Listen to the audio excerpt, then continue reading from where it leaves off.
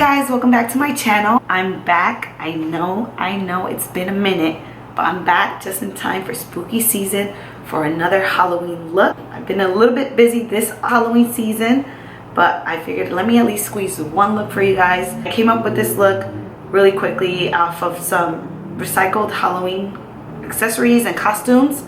So I hope you guys like it, and let's get right into the video. The first thing I want to do is prime my skin, and I'm using the e.l.f. Oh, I haven't done this in a minute.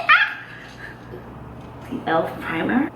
So if you're wondering where I've been at, I recently moved, so there was just that. If you that don't know, I am part of a all-female hip-hop dance group. So we've been rehearsing, we've been performing. A lot of good things are coming our way. Make sure to follow us on our Instagram. I'll link it down below. The name of the group is called Gen Essence. And make sure you guys follow me on Instagram and TikTok. I post on there regularly, so if you want to stay up to date, that's where you'll find me.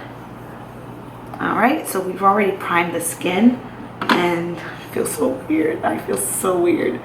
I feel like my neighbors can hear me. I feel so weird. Okay, so we want to do the star look. So I have a sketch of what I want it to look like. So I'm going to try to achieve this. And I like to do this with some of my looks only because you have this idea of how you want it to come out, and I need to kind of envision it first. So that's just a tip if you want to practice your makeup looks.